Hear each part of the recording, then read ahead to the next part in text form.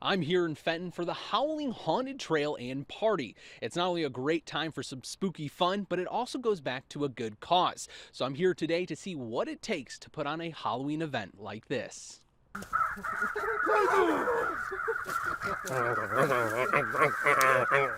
8 years ago, Adopt-A-Pet of Fenton were thinking of ways to raise money for animals, so they started the Howling Haunted Trails and Party. It started off as a haunted attraction for kids, but that wasn't good enough. So, to make it better, they've been learning from the best. We started going to haunt conventions, which really took us a step up and allowed us to be able to kind of really be in with the other haunt groups that are throughout Michigan or even further. Jody Maddock, the executive director of Adopt-A-Pet of Fenton, says the trail is now over a mile long and is filled with your worst nightmares. But that trail doesn't happen overnight. So we actually start working in about July, and we have a group of volunteers that help just start building, start putting scenes together, putting the trail back together after the winter and the storms and such like that. After the trails are cleaned up, then they're lined with thousands of lights, props, and special effects. We used to run on generators, and we decided that there's no way we can do that. So we had, again, volunteers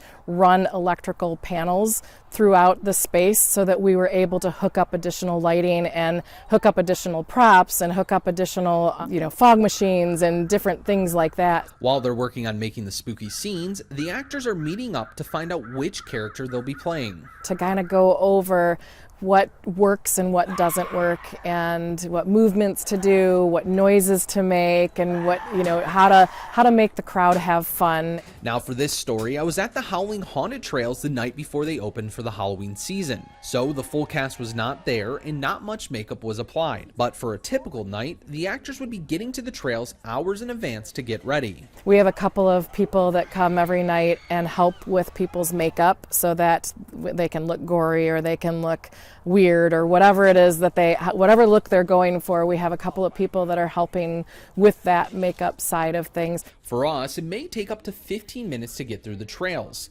but for the actors, they're there all night. From 10 o'clock in the morning until 8 o'clock at night, of an entire team of incredible people that give up their days and their nights, and they are sore when they get home because they're working the entire time to make this happen.